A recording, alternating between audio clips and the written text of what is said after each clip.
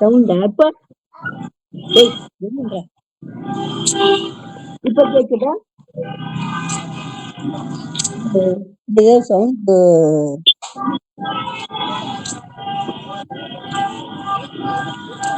Extra sound கேக்குது.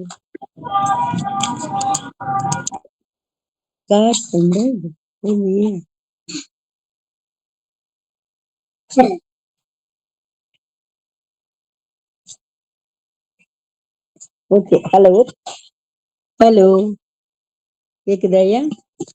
ரொம்ப படிப்பாட்டாங்க. ஹலோ கேக்குதாயா? கேக்குதுங்கம்மா, பேசலாம். கேக்குதுமா. இப்போ வந்தே பரம் பிரம்ம சிதானகம் வந்தே குரும் சாந்தம் உமேஷமேஷம்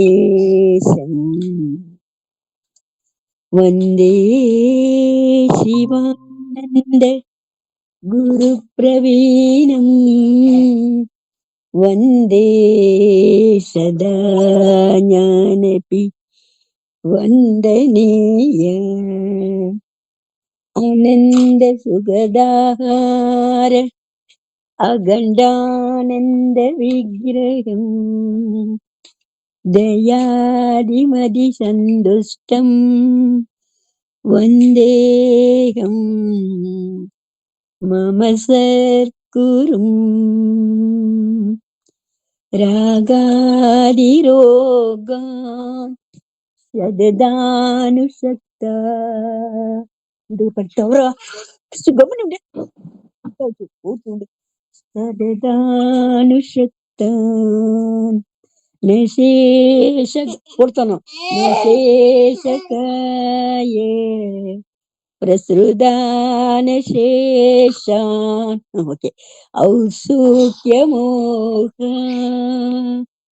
ரதிதாஞ்சகான யோ பூர்வ வைத்யாய நமோஸ்து தஸ்மை.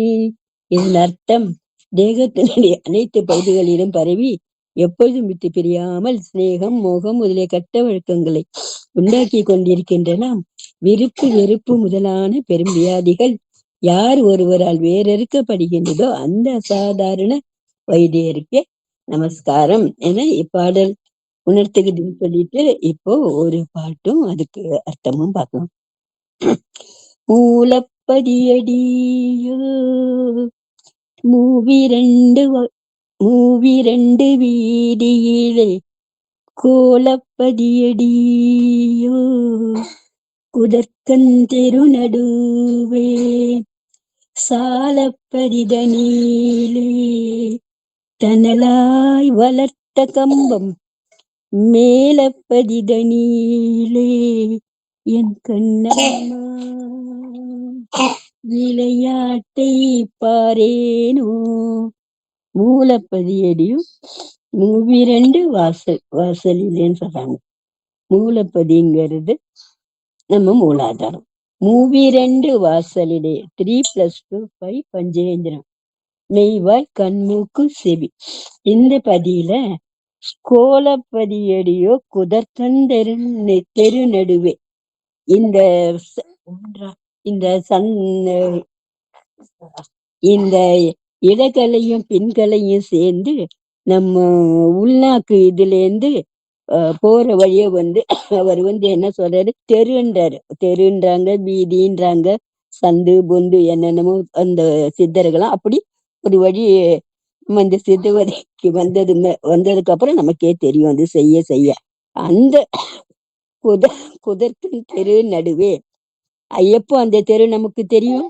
இந்த 2 கலையும் 2 இதையும் சேர்த்து நம்ம அந்த உள்நாக்கு வழியா அந்த சுழுமனைக்கு எடுத்துன்னு போய் கரெக்டா வச்சு நம்மளுடைய பஞ்சேந்திரியங்களையும் புல்லு அடக்கி ஒரே இதுல இருக்கும்போது சுழுமுனைய விடாம நம்ம பார்க்க முயற்சியில அப்ப என்ன தெரியும்? சாலப்பதின்னா சுழுமுனையில தணலாய் வளர்த்த கம்பம். எப்ப இந்த உள்நாக்கு வழியிலே போய் போய் அது வந்து அந்த சூடு கரெக்டா ரொம்ப வேகமா புசு புசுன்னு ஊதுனாலும் இந்த கோல்டு இதெல்லாம் செய்றவங்கலாம் கரெக்ட்டா ஊதுவாங்க. ரொம்ப ஊதுனா அந்த கங்கு அணைஞ்சு போயிடும். ரொம்ப ஊதலைன்னாலும் அதுலேருந்து தீப்பொறி பறக்காது. ஸோ, அது நம்மளுக்கே செய்ய செய்ய நமக்கே தெரியும். முதல்ல கொஞ்சம் வராது, எதுவுமே தெரியாத மாரி இருக்கும். அப்புறம் நல்ல பிராக்டிஸ்ல செய்ய செய்ய அது வந்து கரெக்ட்டா இருக்கும். அதான் அந்த சொல்றாரு. அவரு என்ன சொல்றாரு? "கனலாய் வளர்த்த" அந்த இது பட பட இதுல எது நூலில்லாம் வளர்த்த கண்டு ம். "கனலாய் வளர்த்த கம்பம்ங்கிறது வந்து, அந்த நம்மளுடைய முதுகு தண்ட சொல்றாரு. அத எப்ப அது கரெக்ட்டா தெரியும்? எப்பயுமே அந்த நம்மளுடைய முதுகு தண்ட கரெக்ட்டா உட்காந்து நேரா உட்காந்துக்கிட்டா தான், இந்த இது மேல ஏறும். இல்லாட்டி அது வந்து எப்படி எப்படியோ இதாகும். அதனால தான் இது மெயினுங்கிறாரு. அந்த கம்பம்ங்கிறாரு. அப்படி நீ கரெக்ட்டா உட்காந்து, நீ வந்து அந்த சுடுமணிய பார்க்கும்போது சுழுமுனைய பார்க்கும்போது, "மேல பதிதென்னே கண்ணம்மா விளையாட்டை பாரேனும்." அது ஒரு விளையாட்டு மாரி. இப்ப கீழேருந்து மேல போகுது, மேலேருந்து கீழ நம்மளே இழுக்க வேணாம். அந்த மூச்சுக்காற்று அது அதுவே போகும், அதுவே வரும். அததான் அவர் சொல்றாரு. இந்த இது செய்றவங்களுக்கு செஞ்சீன்னா, உன்னுடைய நீ ஜோதிய நீனே பார்க்கலாங்கிறத தான் இவரு இவ்ளோ கிளீனா சொல்றாரு. முடிக்கிறையா இவங்க 2 பேரும் அவங்க அம்மா தான் ஃபோன் பண்ணுது அப்படி இருக்காங்க. அவ அனைவருக்கும் ஆக்கி இணைக்கிறார்.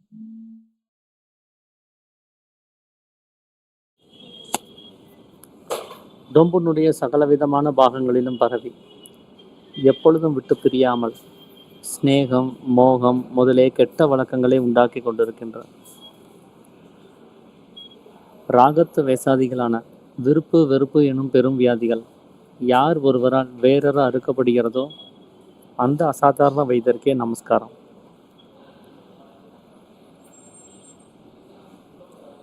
நாம் இன்னைக்கு பார்க்க இருக்கிறது 17வது சட்டம். இது நாம உணவு உட்கொள்ளக்கூடிய அந்த முறைகளை பற்றி சொல்லக்கூடியது. பொதுவாக நாம் இப்போ சாப்பிடக்கூடிய அந்த வழிவகைகள்லாம் கவனித்து பார்த்தோம்னா, பசி வருதோ இல்லையோ, ஆனால் அந்த நேரத்துக்கு சாப்பிடணும். அந்த உணவு பிடிச்சிருக்கோ இல்லையோ, ஆனால் சாப்பிட்டு முடிச்சாகணும்.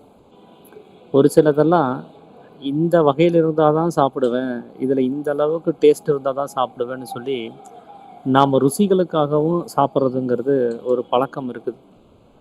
பசிக்காக சாப்பிட்றத விட ருசிக்காக சாப்பிட்றதுங்கிறது அதிக அளவில் ஆயிடுச்சு. ஏன்னா பசிங்கிறது நமக்கு ஏற்படுறதுக்கு வழிவகைகள் நாம் செஞ்சு கொடுக்கறது கிடையாது. பசி எடுக்கிற வரைக்குமே நாம் வந்து பொறுத்து இருக்கிறது கிடையாது. நம்ம உடம்புக்கு வந்து ஒரு வைத்தியர் இல்லை ஒரு வைத்தியம் அப்படிங்கிறது தேவைப்படாது அப்படின்னு சொன்னால், அது எந்த நிலைமையில் இருக்க முடியும்னா, பசி வந்ததுக்கு அப்புறம் சாப்பிட்றதுல தான். பசி வராமல் சாப்பிடக்கூடிய உணவானது அது செரிமானத்துக்கு இடையூறு கொடுக்கக்கூடியதாக இருக்கும். அதனால தான் மருந்தென வேண்டாவாம் யாக்கைக்கு அருந்தியது அற்றி போற்றி உண்ணின் அப்படின்னு சொல்லி கூட வள்ளுவர் சொல்லுவார். ஏற்கனவே சாப்பிட்டது அது முழுவதும் இல்லை அப்படிங்கிற ஒரு தெளிவுபாடோட நாம் அடுத்த உணவை எடுத்துக்கும் போது நமக்கு மருந்துங்கிறதே தேவைப்படாது. அப்போது நம்ம உடம்புக்குள்ளார அந்த உணவு இல்லைங்கிறது எப்போ தெரியப்படுத்தப்படும்னா, அடுத்து பசி வந்தால் தான். உள்ள காலியாகி போச்சு ஏதாவது கொடு அப்படின்னு சொல்லி கேட்கக்கூடிய ஒரு லாங்குவேஜாக அதை நம்ம பார்க்க முடியும். பசி அறிந்து உண் அப்படின்னு கூட சொல்லுவாங்க. ஸோ பொதுவாக இந்த உணவு பழக்க வழக்கங்களில் நாம் சரியாக நடந்துக்க வேண்டிய விஷயங்கள் எவ்வளவோ இருக்குது. அதில் நாம் இந்த ருசியை அறிந்து உண்ணக்கூடிய, பசியை விட ருசிக்கு முக்கியத்துவம் கொடுத்து உண்ணக்கூடிய இந்த வழிவகையை பற்றி சாமி வந்து இந்த சட்டங்களில் வந்து வலியுறுத்துறார். அது என்னவாக இருக்குது அப்படின்னா, பொதுவாக ஒரு அறுசுவை உணவு இருக்குது அப்படின்னு சொன்னால் அது ராஜபோகம், ராஜ விருந்து அப்படின்னு நாம் நினைப்போம். ஒரு கல்யாண வீட்டில் எங்கேயாவது போனோம் அப்படின்னு சொன்னால் அது பலதரப்பட்ட வகைகளில் பலதரப்பட்ட அந்த சுவைகளில் நமக்கு அந்த உணவுகள் பரிமாற்றம்ங்கிறது இருக்கவே செய்யும். அதை சாப்பிட்டு முடித்ததுக்கப்புறம் வந்து பார்த்திங்கன்னா, நமக்கு என்றைக்கோ ஒரு நாள் சாப்பிட்றதுனால அளவுக்கு அதிகமாகவே நம்ம அதை எடுத்துக்குவோம். அப்போ ஒரு டயர்ட்னஸை நம்மளால் ஃபீல் பண்ண முடியும். வேற எந்த வேலையும் செய்ய முடியாது. ஏன்னா, மொத்த ஆற்றலும் நம்ம சாப்பிட்ட சாப்பாட்ட ஜீரணம் பண்றதுக்கே தேவைப்படுறதா அங்க போயிரும். அதனால ஒரு மந்தத்தன்மையில, ஒரு சோம்பேறித்தனமா, எந்த வேலை இருந்தாலும் கொஞ்ச நேரம் இப்ப தானே சாப்பிட்டோம், அப்புறம் பார்த்துக்கலாம் அப்படிங்கிற ஒரு நிலைமையில தான் நம்ம எல்லாத்தையும் கடத்திட்டு இருக்கோம். அப்ப இங்க அளவுக்கு அதிகமான அந்த உண்றது அப்படிங்கிறதையும் இங்க நம்ம கவனத்துல வைக்க வேண்டியதா இருக்குது. ஸோ அதுவும் நமக்கு ஒரு பிரச்சனையான ஒரு விஷயமா இருக்குது. ஸோ அந்த அளவு தெரியணும். அதே சமயம் எதையும் ருசிச்சு அந்த உண்ணுகிறது அப்படிங்கிறது அங்க கூடாது. ஏன் அப்படின்னா, அந்த ருசின்னு ஒண்ணு தனித்துவமாக வரும்போது, அங்க எனக்கு இது பிடிச்சிருக்கு, இது பிடிக்கலங்கிற அந்த விருப்பு வெறுப்புங்கிறது அங்க ஏற்பட்டுருது. எனக்கு பாவக்காய் பொரியல் பிடிக்கல, ஆனா உருளைக்கிழங்கு பொரியல் பிடிச்சிருக்குது அப்படின்னு ஒரு விருப்பு வெறுப்ப நாம அங்க திணிக்க வேண்டிய ஒரு அவசியம்ங்கிறது ஏற்படுது. பொதுவா நாம இந்த மார்க்கத்தை தேர்ந்தெடுக்கிறதுக்கான நோக்கம் என்ன அப்படின்னா, விருப்பு வெறுப்பு என்னும் பெரும் வியாதிய வேரோட அறுக்கிறதுக்கு என்ன வழி அப்படிங்கிறத கவனத்துல வச்சுக்கிட்டு தான் ஒவ்வொரு செயல்முறையும் நம்ம கடைபிடிச்சிட்டு இருக்கிறோம். அப்படி இருக்கும்போது, இப்ப இந்த உணவு வகைகள்ல நம்ம இந்த விருப்பு வெறுப்ப காமிச்சு சாப்பிடுறோம்னு சொன்னா, அந்த விருப்பு வெறுப்பாக இருக்கக்கூடிய எண்ணங்கள் நம்மளுடைய அந்த உடம்புல பிரதிபலிக்கும்போது, இன்னமும் அந்த அகங்காரமானது எல்லா விஷயங்களிலுமே அதிகரிக்கத்தான் செய்யும். நம்முடைய எண்ணங்களுக்கும், நாம உண்ணுகிற உணவுகளுக்கும் ஒரு பெரிய சம்பந்தம் இருக்கு. நாம சமைக்கும்போதும் கூட, அந்த எண்ணங்களானது அந்த உணவுக்குள்ளார கடத்தப்படுது. ஏன்னா எண்ணமே இங்க விசாரமாக சாமி சொல்லியிருக்கிறார் இல்லையா? அதுபோல தான் நாம உண்ணுகிற அந்த உணவுல நம்ம சமைக்கிறவங்களுடைய எண்ணங்களும் இருக்கும். அத சாப்பிடுகிறவருடைய எண்ணங்களும் கூட இருக்கும். அதனால தான் எதையும் நினைக்காம சாப்பாட்டு மேல கவனத்த வச்சுக்கிட்டு சாப்பிட சொல்லுவாங்க. சாப்பிடுறதுக்கு முன்னாடி சாமி கும்பிட்டு சாப்பிட சொல்லுவாங்க.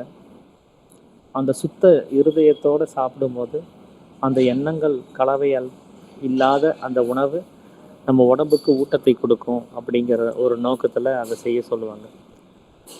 அதே சமயம் அந்த உணவு பொருள்கள் மேல நம்ம அலட்சியம் செய்யக்கூடாது. அதை நம்ம ஆ அத வந்து ரொம்ப கீழ்நிலைப்படுத்தக்கூடாது. அதுக்கு மதிப்பு குறைக்கிற மாரியான ஒரு வேலைகள நம்ம செய்யக்கூடாது. அந்த உணவு பதார்த்தங்கள நம்ம சாதாரணமாக நினைக்கவும் கூடாது. ஏன்னா நாம நாள் முழுவதும் இந்த உடம்பு இயங்குறதுக்கான ஊட்டங்கள குடுக்கறது அது. அந்த உணவு செரிமானத்துல அது ரத்தமாக மாற்றப்படல அப்படின்னு சொன்னா, இந்த உடம்புக்கு தேவையான புரோட்டீன், ஃபேட்டு, ஃபைபரு, கொலஸ்ட்ராலு இது எதுவுமே கிடைக்காம போயிரும். இப்ப அந்த தாது உப்புக்கள் குறைபாடு அப்படிங்கிறது ஏற்பட்டுரும். உடம்புல அந்த தாது உப்புக்கள் குறைபாடு ஏற்படும்போது, உடம்புக்கு வந்து நோய்கள் ஏற்படும். பலவீனம் அடையும், சக்தியற்று போகும். அப்போ இந்த உடம்ப கோவிலாக, இந்த உடம்பை ஆலயமாக, இந்த உடம்ப ஒரு வீடாக எண்ணி இருக்கக்கூடிய இந்த ஜீவனானது அந்த வீட்டை காலி பண்ணிட்டு போக வேண்டிய சூழல் ஏற்படும். அப்போ நம்மளுடைய ஜீவன் சுகமாக வசிப்பதற்காக வேண்டி எடுத்து வந்திருக்கக்கூடிய வீட்டை நாம் சரியான வகையில் பராமரிக்கணும் அப்படின்னு சொன்னால், அதுக்கு சரியான ஊட்டங்களை கொடுக்கணும்னு சொன்னால், நம்முடைய உணவு வகைகளில் ருசியை பார்க்காமல் சாப்பிடணும். அந்த விருப்பு வெறுப்புங்கிற எண்ணங்களை விதைக்காமல் சாப்பிடணும். அந்த உணவு மேலே ஒரு அலட்சியப்படுத்தாமல் அதுக்கு மரியாதை கொடுத்து சாப்பிடணும். நாம் ஒரு கால் மேலே காலை போட்டுட்டு நாம் ஒரு செல்ஃபோனில் பேசிகிட்டு இருக்கிறோம். திடீர்னு நம்மளுடைய ராஜா யாராவது எதிரில் வந்தாங்க, ஒரு அதிகாரி எதிரில் வந்தார் அப்படின்னு சொன்னால் நாம் என்ன பண்ணுவோம்? உடனே காலெல்லாம் கீழே போட்டு எந்திரிச்சு நின்று ஐயா அப்படின்னு சொல்லி ஒரு மரியாதை கொடுப்போம் இல்லையா? ஒரு ராஜா வந்தாருன்னா அந்த காலத்தில் எல்லாரும் எந்திரிச்சு நின்றுவாங்க. அவர் முன்னாடி தலை குனிந்து இருப்பாங்க, கை கட்டி தலை குனிந்து அந்த மரியாதையோடு அவங்க இருப்பாங்க. ஆனால் அந்த ராஜாவையே போஷிக்கிறது யாரு அப்படின்னு பார்த்தா அவர் உண்ணக்கூடிய அந்த ஆகாரம் தான். அதனால தான் சாமி என்ன சொல்றாருன்னா, ராஜாவுக்கெல்லாம் ராஜா அன்னராஜா. அந்த அன்னராஜாவை நாம எவ்வளோ மரியாதை கொடுக்கணும்? ஒரு ராஜாவுக்கு கொடுக்கக்கூடிய மரியாதையை விட அந்த ராஜாவே போஷிக்கக்கூடிய அந்த உணவுக்கு எவ்வளோ அளவு நம்ம கொடுக்கணும். அதனால தான் நம்ம இந்து மத சம்பிரதாயங்கள்ல இந்த உணவுக்கு அன்னபூரணி அப்படின்னு சொல்லி கடவுளுக்கு நிகராக கவனிக்கக்கூடிய நிலைமைய நம்ம பார்க்க முடியும். அந்த மரியாதையானது அங்கே கொடுக்கப்படணும் அப்படின்னு சொன்னால், எப்படி ராஜா முன்னாடி நாம் சேரில் மேலே ஏறி உட்கார மாட்டோமோ, ராஜா சிம்மாசனத்தில் உட்கார்ந்தாருன்னா நாம் எப்படி கீழே உட்காருவோமோ, அதுபோல் நாம் உண்ணக்கூடிய பதார்த்தங்கள் அது மேலேயும் நாம் கீழேயும் உட்காந்து சாப்பிடணும். அந்த உணவு பதார்த்தங்கள் இருக்கக்கூடிய தட்டை நாம் கீழே வச்சோ இல்லை இலைகளை கீழே வச்சோ, நாம் மேலே ஏதாவது ஆசன ஒரு பலகையை போட்டு அமர்ந்தோம், இல்லை அதுக்கு ஈக்குவலாக 2 பேருமே கீழே இருக்கிற மாதிரி 2 பேருமே தரையில் ஈக்குவலாக இருக்கிற மாதிரி கூட சாப்பிடக்கூடாது. கண்டிப்பாக நாம் சாப்பிடக்கூடிய இலையாகட்டும் தட்டாகட்டும் அந்த அந்த பதார்த்தம் வைக்கப்பட்டிருக்கக்கூடிய அந்த இலையோ தட்டையோ நம்ம கீழ் நிலைப்படுத்தக்கூடாது, நமக்கு சமமாகவும் வைக்கக்கூடாது. நம்மளை விட அது மேலே இருக்கிற மாதிரியான மரியாதையை அங்கே கொடுக்க வேண்டியது இருக்கும். அப்படி கொடுத்தோம் அப்படின்னு சொன்னால் அதில் கிடைக்கக்கூடிய பலன் என்ன அப்படின்னா, அதை நம்ம வேஸ்ட் பண்ண மாட்டோம், அதை அலட்சியமாக கவனிக்க மாட்டோம், அது மேலே கவனத்தை வச்சு மரியாதையோட அதை சாப்பிடுவோம். அது உள்ளுக்குள்ளார பயணிச்சுட்டு இருக்கும் போது நம்ம வேற எதையும் நினைக்க மாட்டோம். அதை கவனிக்கிறத தவிர நமக்கு வேற வேலை இருக்காது. அப்படி அந்த ஆகாரங்கள் மேலே கவனத்தை வச்சுக்கிட்டு அதை நல்லா மென்று அதை சாப்பிடும்போது எச்சிலானது நல்லா சுரக்கும், உமிழ்நீர். அது அந்த உமிழ்நீரானது சுடுநீர் அப்படின்னு கூட சொல்லுவாங்க. அது அக்னி நேத்திரமாக இருக்கக்கூடிய புருவ மத்தியத்திலேருந்து வரக்கூடியது. அந்த நீர் எந்த அளவுக்கு அதிகப்படியாக இருக்குதோ அந்த அளவுக்கு சீரணமானது சுலபமாக இருக்கும். அந்த சுடுநீரினுடைய பற்றாக்குறை இருக்குது அப்படின்னு சொன்னால் அங்கே சீரணமாகிறது ரொம்ப லேட் ஆகும். அந்த சுடுநீர் உள்ளே வர்ற அளவுக்கு சாப்பிடணும் அப்படின்னு சொன்னால் வாயை மூடி நல்லா மென்று சாப்பிடணும். வாயை திறந்து மென்று சாப்பிட்டோன்னு சொன்னால் அந்த சுடுநீர் கீழ்முகமாக இறங்காது. வாயை மூடின வகையில் வச்சு அதை நல்லா மென்னணும் அப்படின்னா அதை அரைக்க அரைக்க மேலேருந்து சுடுநீர் இறங்கிட்டே இருக்கும். அது இன்னும் அதிகமாக அந்த சாப்பாடோட கலக்க அது கூழ் மாதிரி நல்லா கரைஞ்சிரும் இங்கேயே.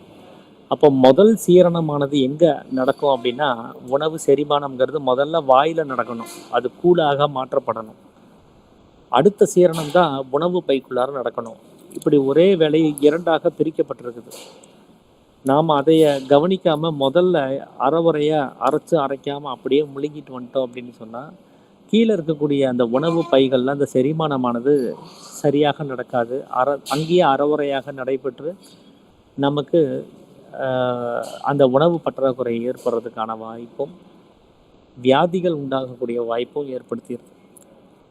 அப்போ உணவை நம்ம மேலே வச்சு வாயை மூடி நல்லா மென்று சுடுநீர், அதாவது நம்மளுடைய உமிழ்நீர் நல்லா உற்பத்தி ஆகிற வரைக்கும் வச்சு சாப்பிட வேண்டியது அப்படிங்கிற அவசியம் இருக்குது.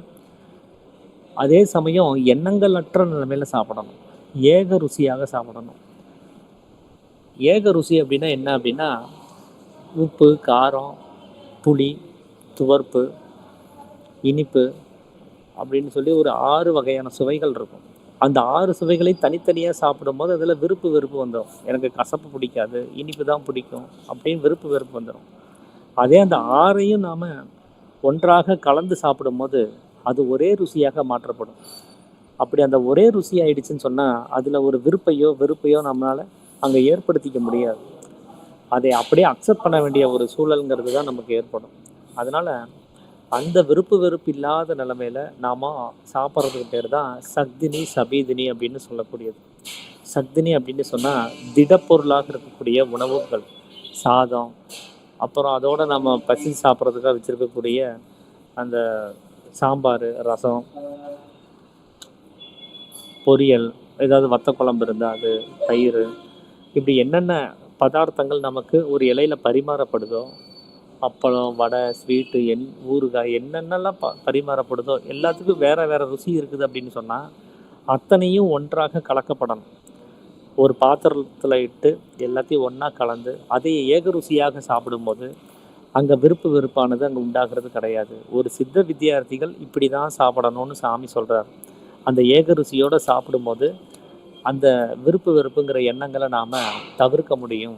அந்த உணவு உட்கொள்ளும் போது உண்டாகக்கூடிய அந்த எண்ணங்களை நம்மளால ஈஸியாக தவிர்க்க முடியும். அப்போ இது சித்த வித்தை பெற்றவர்கள் செய்யக்கூடாதான்னு கேட்டால், சித்த வித்தை பெற்றவர்களும் செய்யலாம். ஆனால் சித்த வித்தியார்த்திகளோட சேர்ந்து அதை செய்ய முடியாது.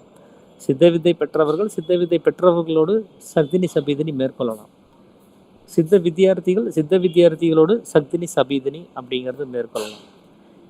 இந்த சக்தினிங்கிறது எப்படி ஒரு திட பொருளாக இருக்கக்கூடியதை ஒன்றாக கலந்து ஏக ருசியாக சாப்பிட்றோமோ, அதே போல் சபீதினி அப்படிங்கிறது திரவக பொருளை லிக்விட் ஃபார்மில் இருக்கக்கூடியதை ஒன்றாக கலந்து சாப்பிட்றதுக்கு பேர் தான் சபீதினி அப்படின்னு சொல்லக்கூடியது. அதனால் அந்த சக்தினி சபீதினியை நாம் மேற்கொள்ளும் போது நமக்கு அந்த ஊட்டம் அப்படிங்கிறது நிறைவாகவே கிடைக்கும். அந்த வெறுப்பு இல்லாத ஒரு நிலையை நம்மளால் அடைய முடியும். ஸோ இதுதான் இந்த 17வது சட்டம் நமக்கு சொல்லக்கூடியது. நாம் ஏதாவது நிலையங்களுக்கு போய் ஒரு விழாக்கள் கொண்டாட்டம் இருக்கும்போதோ, இல்லை நம்ம வீட்டிலேயே உட்காந்து சாப்பிட்றதாக இருந்தாலோ, இல்லை வெளியில் எங்கேயாவது சாப்பிட்றதா இருந்தாலோ, கூடுமான வரைக்கும் அது வெளியிலங்கிறப்போ அந்த கூடுமான வரைக்கும்னு நம்ம சொல்லிக்கலாம். ஏன்னா எல்லா இடத்துலையும் அது பாசிபிலிட்டி கிடையாது. ஒருவேளை பாசிபிலிட்டி இருக்குது அப்படின்னு சொன்னால் அதில் கம்பல்சரியாக நாம் சக்தினி சபீதினி மேற்கொள்ள வேண்டியதாக இருக்கும். அடுத்தது 18வது சட்டம் என்ன சொல்ல வருது அப்படின்னா, இந்த ஜெப சமயத்திலையும் சக்தினி சபீதினி மேற்கொள்ளக்கூடிய சமயத்திலையும் அந்த இடுப்பில் ஒரு ஆடை அல்லாமல் வேறு ஆடைகள் இருக்கக்கூடாது. ஏன் அப்படின்னா, இந்த ஆடை அப்படிங்கிறது நமக்கு ஒரு பாரம் தான்.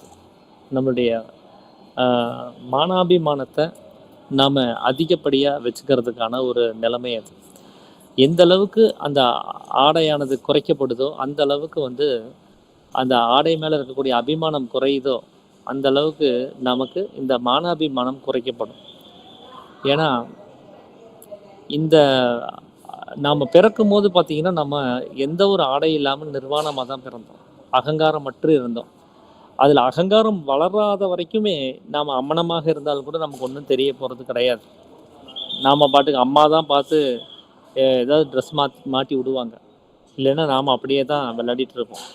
ஆனால் இந்த அகங்காரம் வளர வளர அங்கே தேகத்தின் மேலே, அதாவது தேகம்னு நாம் அபிமானிச்சிருக்கக்கூடிய உடம்பு மேலே அபிமானம் வர வர அது ஒரு மானாபிமானத்தை உண்டு பண்ணும்.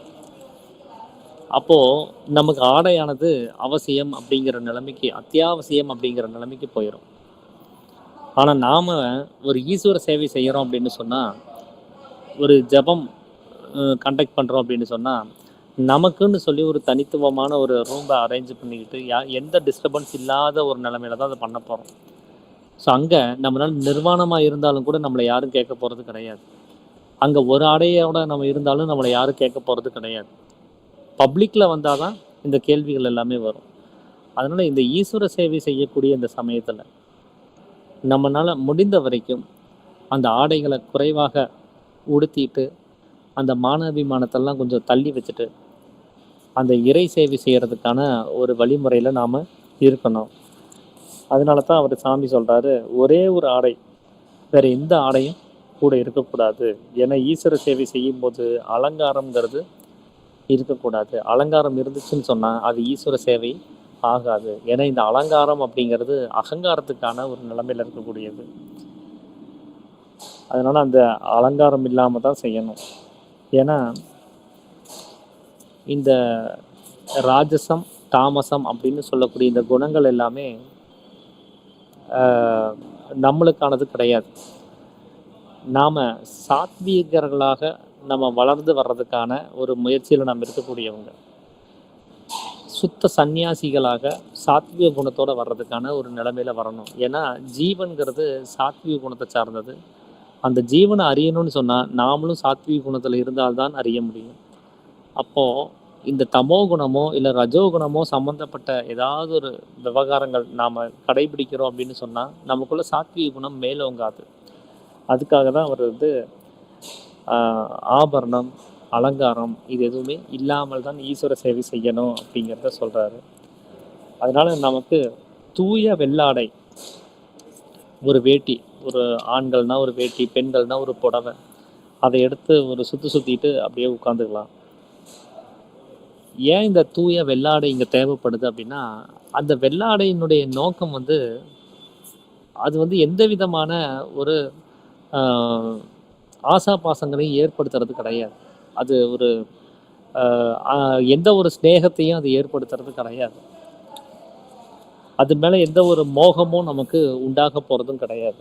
அதனால தான் அந்த காலத்துல வந்து பார்த்தீங்கன்னா, கணவனை இழந்த பெண்கள் இருக்கிறாங்க அப்படின்னு சொன்னா, அவங்களுக்கு அந்த மோகங்கள் வராம இருக்கிறதுக்கும், அவங்க மேல அவங்கள கவனிக்கிற மத்தவங்களுக்கும் மோகங்கள் வராம இருக்கிறதுக்காகவும், அவங்களுக்கு வெள்ள ஆடை வந்து அணிவிச்சிருப்பாங்க. விதவை அப்படின்னு சொல்லியிருப்பாங்க.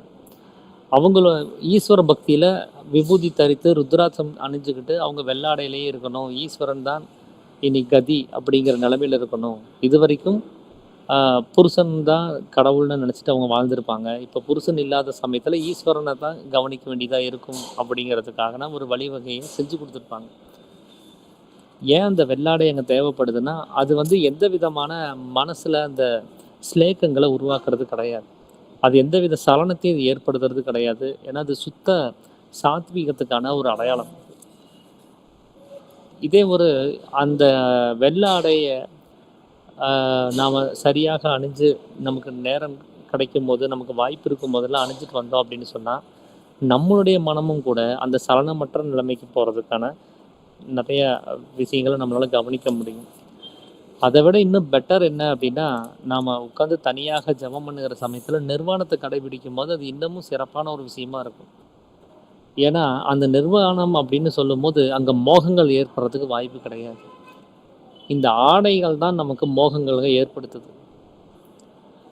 அதனால அந்த சுத்த நிர்வாணமாக இருந்துச்சுன்னு சொன்னா, அங்க எந்த விதமான மோகங்களும் உண்டாகுறதுக்கான வாய்ப்புங்கிறது கிடையாது. அதுக்கு சாமி ஒரு உதாரணம் சொல்லியிருப்பார். ஒரு 20, 23 வயசு இருக்கக்கூடிய ஒரு பெண்ணு நிர்வாணமாக இருக்கிறாங்கன்னு சொன்னா, அவங்க மேல ஏற்படக்கூடிய அந்த மோகம் அப்படிங்கிறத விடவும், அதே ஒரு 10, 12 வயது பிராயம் இருக்கக்கூடிய ஒரு வயது இருக்கக்கூடிய ஒரு பெண்ணு, பட்டு பாவாடை உடுத்தி கலர் கலரா அந்த ட்ரெஸ்ஸ போட்டு, டோலாக்கு, ஜிமிக்கி எல்லாம் போட்டு, அவங்க அலங்காரத்தோட அவங்க மேக்கப்போட இருந்தாங்கன்னு சொன்னா, அந்த பெண்ணு மேல தான் அதிகமான அளவுல ஒரு ஈர்ப்பு ஏற்படும். அங்க அலங்காரமற்று நிர்வாணமாக இருக்கக்கூடிய ஒரு பெண்ணு மேல எந்த விதமான மோகமும் ஏற்பட போறது கிடையாது. அதனால இந்த மோகம் அப்படிங்கிறது, அது அலங்காரம் இருக்கக்கூடிய இடத்துல தான் இருக்கும். எங்க அலங்காரம் இருக்குதோ, அங்க மோகம்ங்கிறது உடனே வந்துரும். அதனால நாம இங்க இந்த கலர் கலரா ட்ரெஸ் போட்டுக்கிட்டு, அப்புறம் மேக்கப் அணிஞ்சுக்கிட்டு, அந்த மாதிரியெல்லாம் இருக்கிறோம் அப்படின்னு சொன்னா, அது ஒரு விபச்சாரத்திற்கு சமமான விஷயம்னு சாமி சொல்றாரு. அதனால தான் சாமி இந்த சட்டத்திலேயே சொல்லியிருப்பாரு, நம்மை ஈஸ்வரன் விபச்சாரம் செய்வதற்காக வேண்டி படைக்கவில்லை. அதனால இந்த அலங்காரங்கள், இந்த ஆடம்பரங்கள், இந்த அ இதெல்லாத்தையும் விட சொல்லி சாமி வந்து நம்மள கேட்குறாரு. இன்னொன்னு, இந்த தாய்மார்கள் எல்லாம் வந்து இந்த காது குத்திக்குவாங்க. காது, மூக்கு.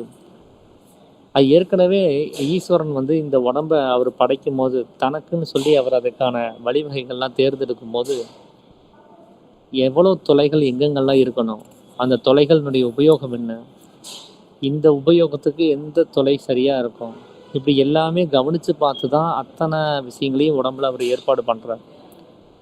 ஆனா நாம இங்க காது குத்துறதுக்கு ஒரு ஓட்டைய கடவுள் போட மறந்துட்டாரு. புத்தி இல்லாம உட்டுட்டாரு. மூக்கு குத்துறதுக்கு ஒரு ஓட்டைய அவர் போடாம விட்டுட்டாருன்னு சொல்லிட்டு, நாம அத எடுத்து போடும்போது, அது ரொம்ப பிரச்சனையான விஷயமா இருக்குது. ஏன்னா, இந்த 4 அகங்காரம் இந்த உடம்புக்கு வாடகைக்கு குடியிருக்கக்கூடியது. அது டெம்பரவரியாக இது என்னுடையது அப்படின்னு நினைச்சிட்டு இருக்கக்கூடிய ஒரு வாடகை குடியிருக்கக்கூடியவர். இந்த உடம்பினுடைய உண்மையான ஓனர் யாரு அப்படின்னா ஜீவன் அது.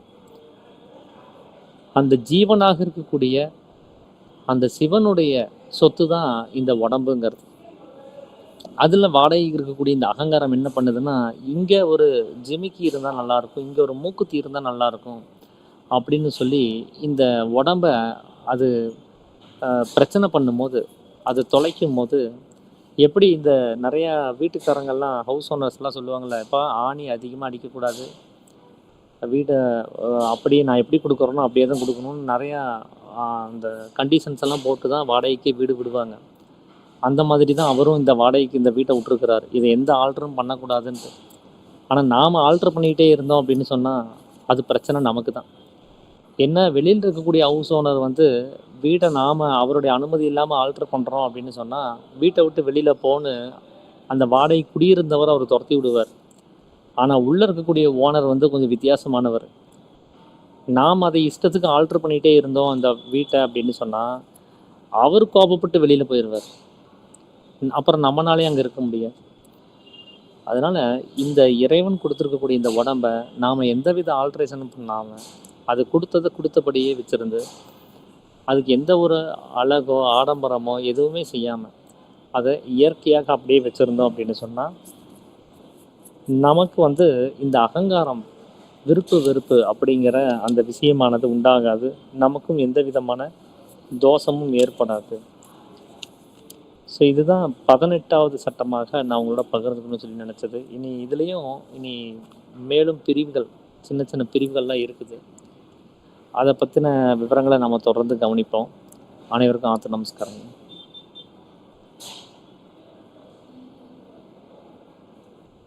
ஐயா பாலசுப்ரமணியம் ஐயா.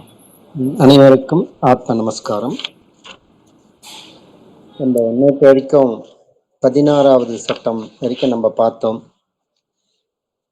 இன்றைக்கு 17வது நடவடிக்கை கிரமங்கள்ல சித்த வித்தை பெற்று நடவடிக்கை கிரமங்களை அனுசரித்து நடக்கிறவர்கள் அவர்கள் எப்பயுமே ஒன்றாக சேர்ந்து ஏதாவது கொண்டாட்டங்கள் நடத்தும் போது, இப்போ வாரம் நடத்துற அந்த கூட்டு ஜபமோ இல்லை அந்த நிலையங்களுடைய விழாவோ ஏதாவது ஒரு கொண்டாட்டங்கள் அந்த மாதிரி நடந்தும் போது அந்த நாட்களை சித்த வித்தை நடவடிக்கை கிரமத்தை இதுக்கு அனுசரித்து நடப்பவர்கள் எல்லாம் எந்தவித வித்தியாசம் இல்லாம அந்த இடத்துல சத்தினி சபீதி நடத்த வேண்டும். அப்ப சத்தினி சபீதி என்னன்னு பாத்தீங்கன்னா, சுவைகள்ல நம்ம தனித்தனியா பிரிச்சு சாப்பிட்டு கொண்டு தான் இருக்கணும். அப்படி இல்லாம 6 சுவைகளும் ஒன்றாக சேர்ந்து எல்லாமே ஒரே சுவையாக இருக்கணும். எல்லாமே 6மே அந்த மாதிரி எல்லாமே ஒரே இலையில ஒரே பாத்திரத்துல அந்த ஆகாரங்களை போட்டு அப்ப எல்லாமே அதை சுத்தி உட்கார்ந்து ஒன்றாக சேர்ந்து ஆகாரம் உட்கொள்ள வேண்டும். அப்ப நம்ம வந்து இயல்பாவே ருசிக்கு அடிமையாக கூடாது. ஏன்னா பஞ்ச இந்திரியங்கள்ல எந்த ஒரு இந்திரியங்களுக்கு நம்ம அடிமையானாலும் நம்மளுடைய அந்த உலகத்தினுடைய பற்று என்பது அந்த ஜீவன் வந்து அதுல இருந்து மீள்வது என்பது மிக மிக கடினம். அதுக்குதான் ஏக ருசி, எல்லாமே ஒரே ருசியாக இருக்க வேண்டும். அப்படி அந்த ஆகாரம் சாப்பிடும் போது சரிது, அந்த ஆகாரத்துக்கும் கீழே விழாமல் சாப்பிட வேண்டியதாகும். இப்ப எந்த விதத்திலையும் ஆகாரத்தையும் வந்து நம்ம வேஸ்ட் பண்ணக்கூடாதது. அப்ப ஆகாரம் தான் இந்த உடம்ப வந்து நமக்கு வந்து ஒரு வளர்க்குது, ஒரு பாதுகாத்து கொடுக்கிறது. இந்த உடம்புன்னு ஒண்ணு இல்லைன்னா இதுல ஜீவன் வந்து ஒரு தங்குவது கடினம். இந்த உடம்பு தான் இந்த உடம்பு தான் நம்மளுக்கு ஒரு ஆலயம்ன்ற மாதிரிதான். இதை வந்து முறையாக பராமரித்தால் இது ஜீவனுடைய வளர்ச்சிக்கு சப்போர்ட் பண்ணும். இதை முறை தவறி பராமரிக்கும் போது தான் இது அகங்காரத்துக்கு முழுக்க முழுக்க சப்போர்ட்டாக அமைஞ்சிடும். இந்த ஜீவனை அது உள்ள தக்க வைக்க விடாம அதோகதியாக்கி நம்ம இறப்பு நிலைமைக்கு கூட அது அழைத்து செல்லும். அது அப்ப எதையுமே வந்து இந்த உடம்ப நம்ம வரமா பயன்படுத்துறோமா சாபமா பயன்படுத்துறோமா? இந்த உடம்புல ஜீவன் வந்து இதிலேயே நின்று அது ஈஸ்வரனோடு ஐக்கியமாகி அது மோட்ச கதிக்கு நாம் பயன்படுத்தும் போது அது வரமாகிறது. இல்ல இந்த உடம்பில் இருக்கக்கூடிய ஜீவனை அடித்து அகங்காரத்தோடு அது நம்ம தொடர்பு கொண்டு பற்றுக்களோடு இந்த உலகத்துல இருந்து நம்ம வாழும் போது அதுவே வந்து நமக்கு வந்து சாபமாகி விடுகிறது. இப்ப அந்த முறையில நம்ம நடக்கணும்னா இந்த உடம்புக்கும் இதை பராமரிப்பதற்கும் அடிப்படை தேவையாக இருப்பது முக்கியமாக இந்த ஆகாரம் தான். அதுவும் சத்துவ குணம் உள்ள ஆகாரங்கள் தான் மிக மிக முக்கியம். அதுல அப்படி அந்த ஆகாரங்கள் அதை வந்து ஒரு மதிச்சு, நான் ஏன்னா இந்த உடம்பு அதுதான் போஷிக்க உதவுது, அதை மதிக்கணும். அப்ப ஆகாரம் நாம் கீழே இருக்கணும், நாம் உட்கொள்ள வேண்டிய ஆகாரம் வந்து மேல இருக்கணும். கொஞ்சம் ஒரு அடியாவது அந்த தரையை விட்டு அது மேல இருக்கணும். நம்ம தரையில உட்காரணும், நம்ம உட்கொள்ளக்கூடிய ஆகாரம் அதை விட கொஞ்சம் மேல இருக்கணும். அதை கீழே விடாமல் சாப்பிட வேணும். அதை கீழே வந்து வேஸ்ட் பண்ணக்கூடாது, விரயம் செய்யக்கூடாது. அப்ப நம்ம சாப்பிடும் போது ஆகார வகைகளை மேலே வைத்தும் நான் கீழே இருந்து உட்கொள்ள வேண்டும். ஏன்னா அதுதான் எல்லா ராஜாக்களிலும் பெரிய ராஜா அன்னராஜா. அப்ப அன்னம் அது வந்து மிக மிக இதே சித்தவேத 3வது அத்தியாயத்துல ராஜாக்கள் என்பவர் யாருன்னா தன்னுடைய ஜீவனை எந்த ஒரு சமயத்திலையும் வெளியில விடாம உள்ளுக்குள்ளேயே அதை நிலைநிறுத்துவர்கள் தான் உண்மையான ராஜாக்கள் என்று சொல்லியிருக்கிறார். அது அந்த ராஜாவாக வேண்டும் என்றால் இந்த அன்ன ராஜாவை மதிக்க வேண்டும். அப்ப அதை மதிச்சு நம்ம அதை முறையாக நம்ம பயன்படுத்தும் போதுதான் இந்த உடம்புல அந்த ஜீவன் வந்து ஒரு நற்கதி அடையும். அதுதான் ராஜாக்களே பெரிய ராஜா அன்ன ராஜான்றது. இந்த நாம் அந்த ஜீவனை ரட்சிக்க வேண்டி உட்கொள்கின்ற இந்த பொருளாகும் இது. அப்போ நாம் ஜீவனை அந்த காப்பாற்ற வேண்டி சாப்பிடுற ராஜாவின் முன்னால் இருக்கும் போது நாம் கீழவும் ஜீவரட்சை செய்கின்ற ஆகாரங்கள் இந்த ஜீவனை காப்பாற்றக்கூடிய இந்த உணவுப் பொருட்கள் மேலேயும் இருக்க வேண்டும். இதனால ஆகார அறை அந்த அறையில 2 பக்கமும் தாழ்ந்தோம், ஆகாரம் சாப்பிடுற இடம் உயர்ந்தோம், ஒரு திண்ண மாதிரி உண்டாக்கி கூட அதன் மேல இலையிட்டோ இல்ல பாத்திரம் வைத்தோ ஆகாரங்களை பரிமாறி உட்கொள்ள வேண்டும். அப்ப அந்த உணவுக்கு ஒரு முக்கியத்துவம் கொடுக்க வேண்டும். ஏன்னா இந்த உடம்ப ரொம்ப ரொம்ப போஷிக்கிறது. சாதாரணமாக ஒரு விவசாயி ஒத்துழைப்பு அத்தது இந்த உலகத்தில் சொல்லக்கூடிய நீர் நிலம் நெருப்பு காற்று ஆகாயம் போன்ற இந்த மாதிரி பஞ்சபூதங்களுடைய ஒத்துழைப்பு, ஒரு வியாபாரியுடைய ஒத்துழைப்பு, அதே மாதிரி பல பேருடைய ஒத்துழைப்போடு சேர்ந்துதான் நாம் சாப்பிடுகிற ஒரு பிடி சாப்பாடு கூட சரிது அனைத்தினுடைய ஒத்துழைப்போடு வந்து வரும்போதுதான் நமக்கே வந்து அது உணவாக வருகிறது.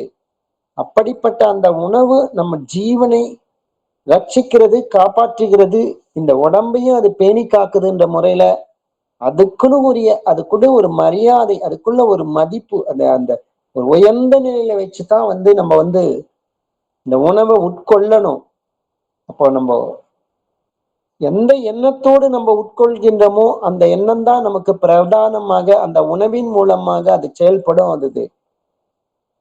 அது நம்ம ஜீவனை நற்கதிக்கு அடையறதுக்கு இந்த உடம்பை ஒரு போஷிக்கக்கூடிய உணவாக இருக்கிறதால இந்த சத்தினி சபீதி இந்த முறையை வந்து ஒரு சித்த வித்தை வித்தியார்த்திகள் அவர் வீட்டுல கூட சரியுது, அவங்க வீட்டுல இருக்கிற குடும்ப உறுப்பினர் கூட சரியுது, அவங்க வீட்டுல ஜபம் பண்ணிட்டு சத்தினி சபீதியோட கணவன் மனைவி குழந்தைகளோட அந்த மாதிரி சாப்பிடுறது கூட ரொம்ப ரொம்ப உத்தமம். இது ஆசிரமத்திலேயோ ஒரு நிலையத்திலேயோ மட்டும் கிடையாது, இது கொண்டாட்டங்களிலேயோ மட்டும் கிடையாது. அது வீட்டுல தினசரி வித்தியார்த்திகள் அவர்களுடைய குடும்ப வாழ்க்கையில கூட சரிது இதை செயல்படுத்த வேண்டும். நம்ம வீட்டுக்கு ஒரு விருந்தாளியாக ஒரு சித்த வித்தியார்த்தி வந்தா கூட சரியுது, அவருக்கான அந்த ஜபம் செய்வதற்கான அந்த சூழ்நிலையை நம்ம வந்து உருவாக்கி கொடுக்கணும். அதே சமயம் ஜபம் செய்தால் உடனே அவர்களுக்கு அந்த ஆகாரத்துக்கு நம்ம ஏற்பாடு பண்ணணும். கூடவே அவர்கள் கூடவே அமர்ந்து ஜபமும் செய்யணும். அதே மாதிரி அவர்கள் கூடவே அமர்ந்து சத்தினி சபீதியை இந்த மாதிரி நம்ம சாப்பிட வேண்டும்.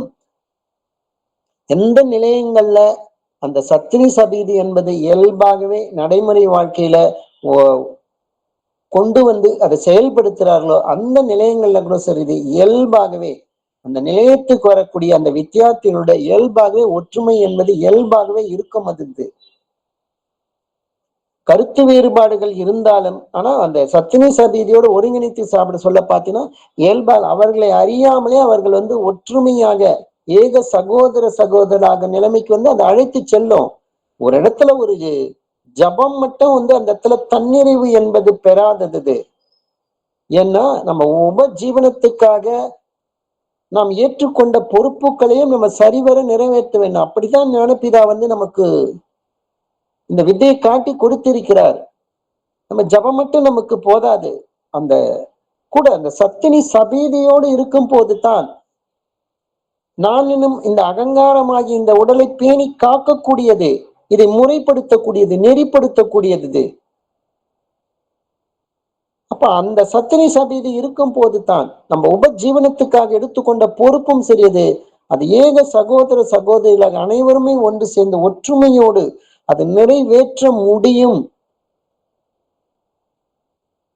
அப்ப அந்த நிலையங்களிலும் நல்ல ஒரு ஒற்றுமையான ஒருங்கிணைப்பான ஒரு செயல்பாட்டோட நாளுக்கு நாள் அந்த நிலையத்தினுடைய வளர்ச்சியும் என்பது இயல்பாகவே ஒரு முன்னேற்றத்தை கொடுத்து கொண்டு தான் இருக்கும்.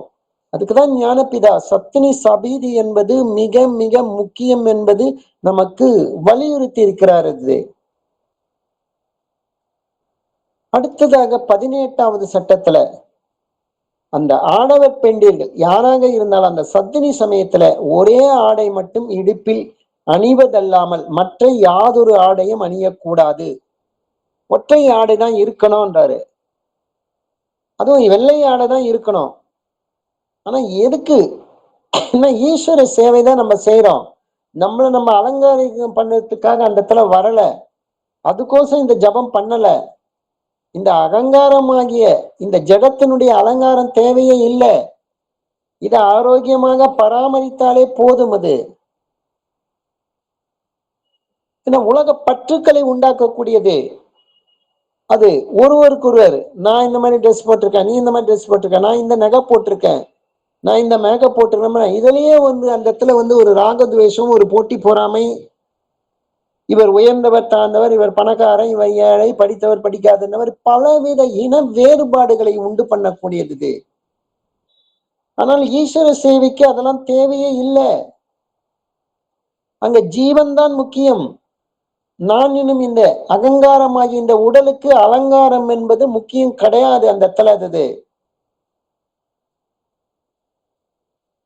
அப்ப இறை வழிபாடு செய்யும் போது அலங்காரம் கூடாது. இப்ப பொதுவாக கோயிலுக்கு போய் சாமி கும்பிடும் போது யாதொரு அலங்காரம் இல்லாமல் போகிறார்கள். அது இந்த காலத்துல அது கூட ஒரு கேள்விக்குறியாகத்தான் இருக்கிறது. நம்ம உட்கார்ந்து ஈஸ்வர சேவை செய்யும் போது அலங்காரம் இல்லாமல் செய்ய வேண்டும். என்ன அதுக்கான கால விரையும் பொருள் விரையும் உடம்புக்கும் அந்த அலங்காரம் என்ற முறையில பலவிதமான மேக்கப்புகள் என்பது ஆரோக்கிய சீர்கேடும் அதுல உண்டாக்கக்கூடிய அமைப்பு இருந்தது. அது உண்மையில அலங்காரம் என்பது ராஜசத்தன்மையானது. இப்ப சித்த வித்தை வித்தியார்த்திகள் சாத்வீகர்கள் ஆகும். பொதுவாக அந்த முக்குணங்களை பற்றி நம்ம பார்த்திருக்கோம் சித்த வேதத்திலேயே. ஜீவன் தான் சத்துவ குணம் உடையது, மனம் ராஜச குணம் உடையது. நான் இன்னும் இந்த அகங்காரம் என்று இந்த உடல் என்பது தாமச குணம் உடையது. நம்ம இந்த உடலை சத்துவ குணமாக மாற்ற வேண்டும், இந்த மனதையும் சத்துவ குணமாக மாற்ற வேண்டும். அது அப்ப இந்த அலங்காரத்தில் இருக்கும் போது என்ன நிகழ்கிறது? அந்த மனதினுடைய லேயர்லயே நம்ம நின்று போயிடுவோம். அதை தாண்டி நம்மளால ஜீவனை உணர முடியாது.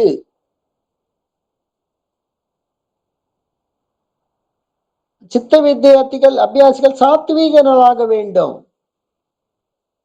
அப்ப அதுதான் அங்க முக்கியம். அங்க அது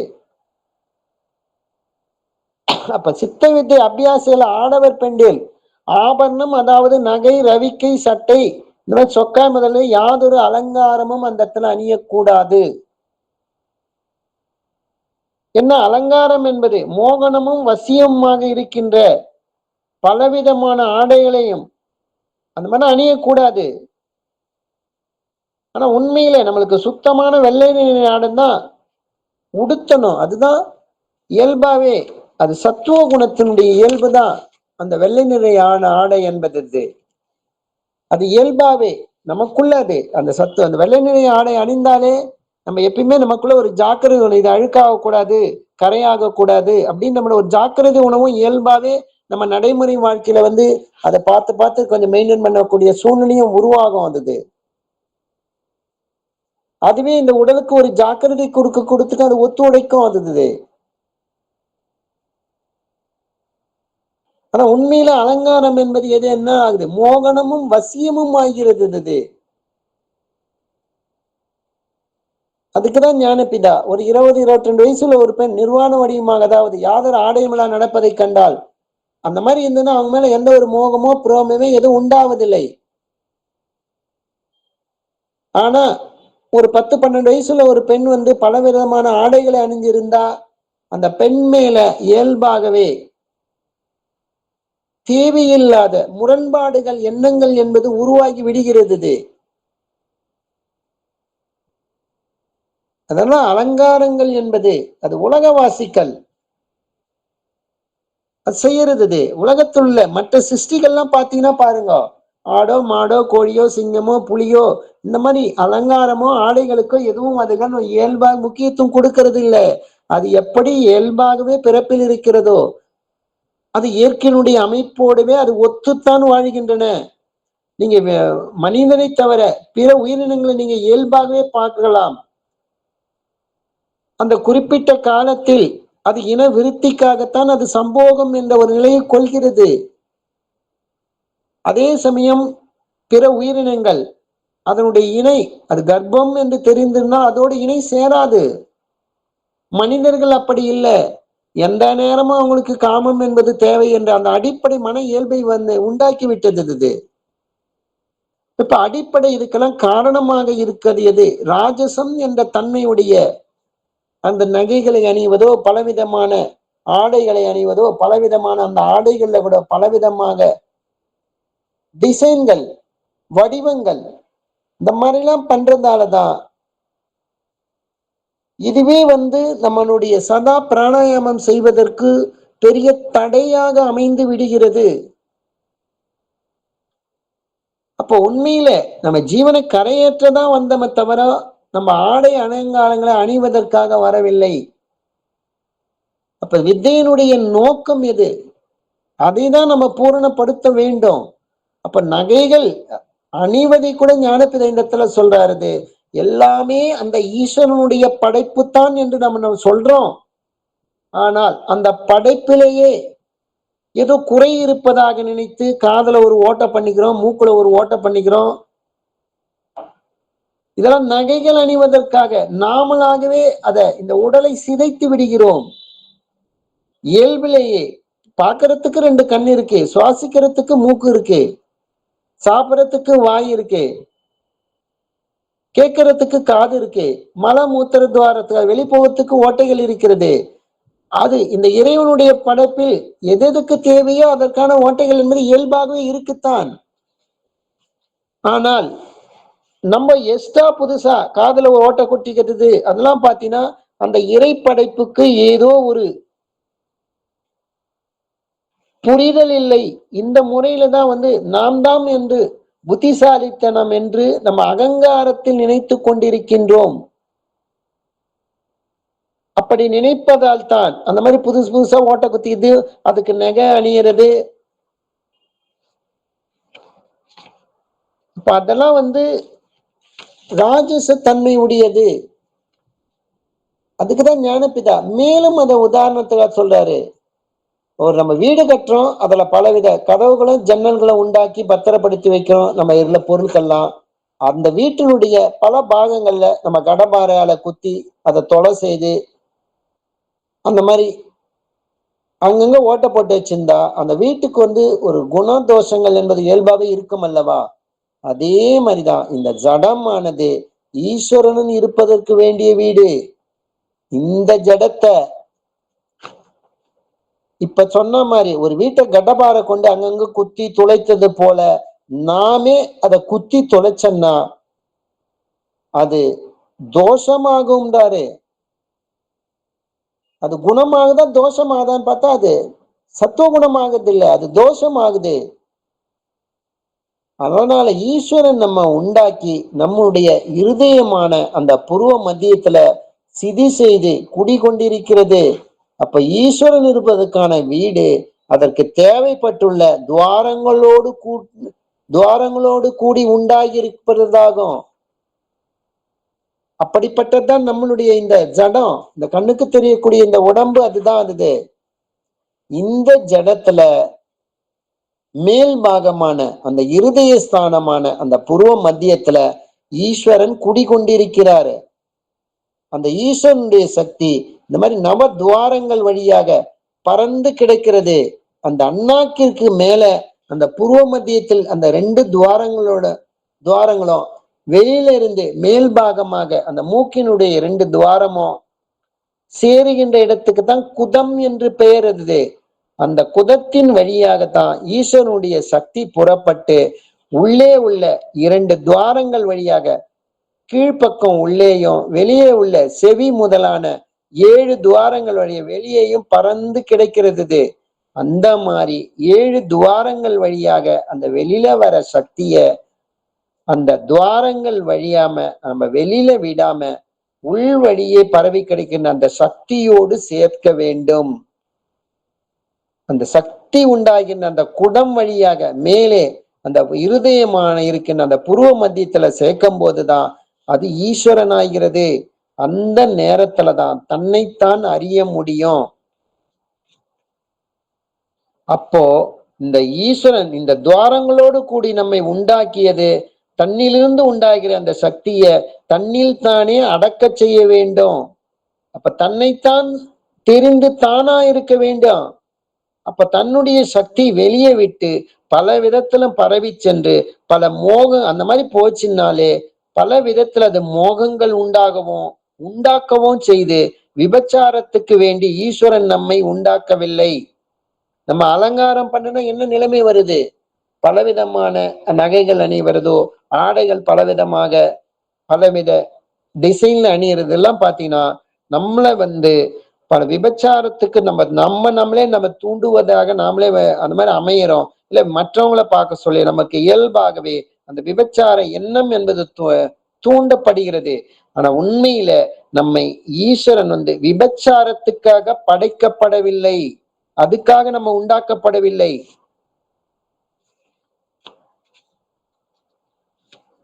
அதுக்குதான் இந்த தங்கம், பொன், நகை, வெள்ளி, இந்த ஆபரங்கள் போன்ற இந்த மாதிரி விஷயங்கள்ல நம்ம அணிஞ்சன்னா மோகன நம்ம ரூபமாகிய உலகவாசிகளான மோகன ரூபிகளாய் நடந்து உலகவாசிகளை மோகிப்பித்து வசீகரித்து விபச்சாரத்துக்கு இது காரணமாகிறது.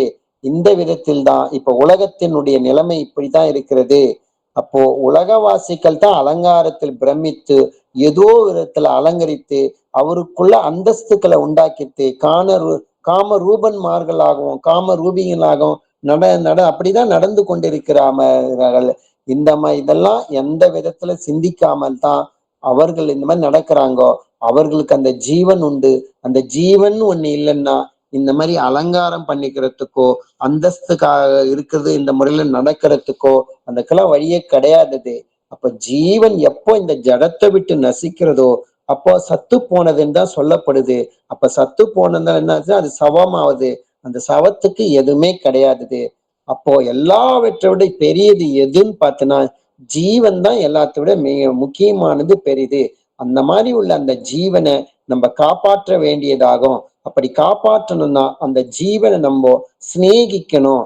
அப்ப அந்த மாதிரி இருக்கிறன்னா ஒரு அந்த மாதிரி இருக்கிறதுக்கு நம்ம நல்ல விசாரம் செய்து எது முக்கியம், நகை முக்கியமா, அலங்காரம் முக்கியமா, ஆடை முக்கியமா, ஜீவன் முக்கியமா, இந்த மாதிரி ஒரு நமக்குள்ள நித்திய வஸ்து எது விவேகம் அதை அறிஞ்சு நித்தியமான வஸ்து எது, அது ஜீவன் தான்.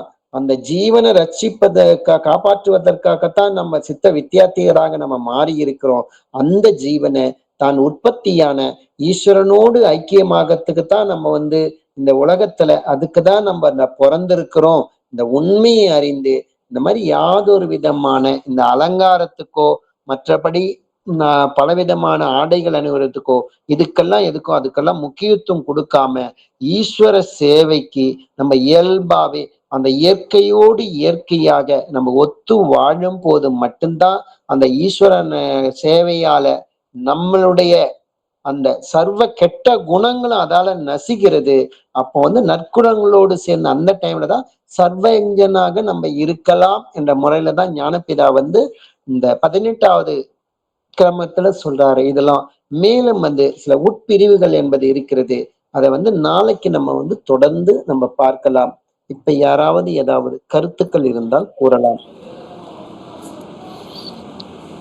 ஐயா, நான் ஒரு விஷயத்த பகிர்ந்துக்கணும்னு நினைக்கிறேங்க, பாலசுப்ரமணியம் ஐயா. சொல்லுங்க. நான் உங்களை காண்டாக்ட் பண்ணி இன்னைக்கு ஈவினிங்கு வசந்த் நாளைக்கு வருவாரான்னு கேட்கலாம் அப்படின்னு நினச்சிட்டு இருந்தேன். ம். அப்புறம் உங்களை காண்டாக்ட் பண்ண முடியல. அப்புறம் ஒரு வழியா நம்ம ஜெய்சங்கர் ஐயா மூலமாக வசந்த்கிட்ட பேசினேன்.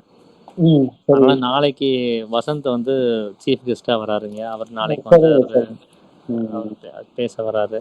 ஸோ ம். வசந்தை சரி. பற்றி இங்கே இருக்கிற எல்லாத்துக்குமே தெரியும். அவர் அந்த சின்ன வயசுல அந்த ஆழமான புரிதல்களில் எந்த அளவுக்கு அவர் அப்பாவுடைய அந்த சர்வீஸ் மேலே ஒரு இன்ட்ரெஸ்டடாக அவர் பயணிச்சுட்டு இருக்கிறாருன்னு இங்கே இருக்கிற எல்லாத்துக்குமே தெரியும்.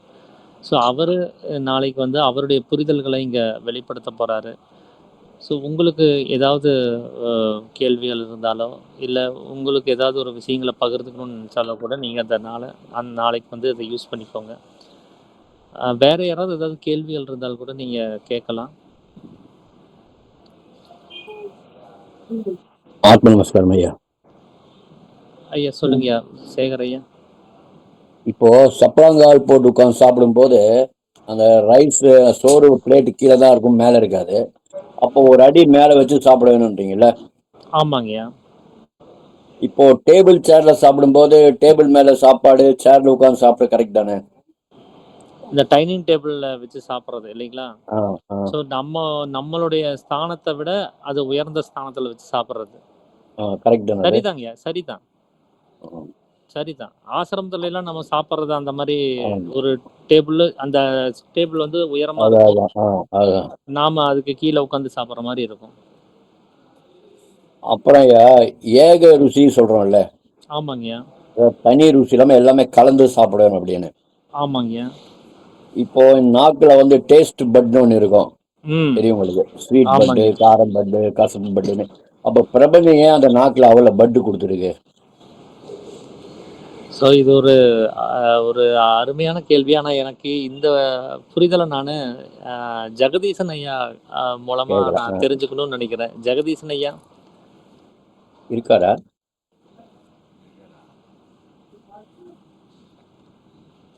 ஜெகதீசன் ஐயா இல்லைங்க, இருக்கிறாரு, லைன்ல தான் இருக்கிறாரு. மைக்கு மியூட்டர்ல இருக்கு.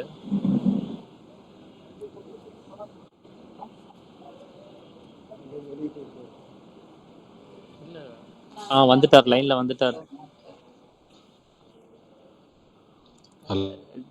ஜெகதீசன் ஐயா, ஆத்ம நமஸ்காரம் ஐயா. கேக்குதுங்களா? கேக்குதுங்கய்யா. ஹலோ ஐயா, கேக்குதுங்க. ஆத்ம நமஸ்காரம். கேக்குதா? கேக்குதுங்கய்யா. கேக்குதுங்க ஐயா, கேக்குது. கேக்குதுங்க ஐயா. எதை சொல்ல வந்தீங்க எனக்கு சரி கேட்கல. ஐயா சேகர் ஐயா, அந்த கேள்வி ஒரு முறை கேளுங்கய்யா ஐயா. ஐயா, இப்போ ஏக ருசியோட சாப்பிடணும்னு சொல்றோம். எல்லா ருசியும் கலந்து இருக்கணும், தனித்தனியா ருசி பிரிக்காம சாப்பிடணும் அப்படின்றோம். இப்போ அந்த நாக்குல வந்து டேஸ்ட் பட்னு ஒன்று இருக்கும், காரம், ஸ்வீட்டு, கசப்புன்னு. இப்போ பிரபஞ்சம் ஏன் அந்த நாக்குல இது மாதிரி டேஸ்ட் பட் தனித்தனியா படைச்சிருக்கு?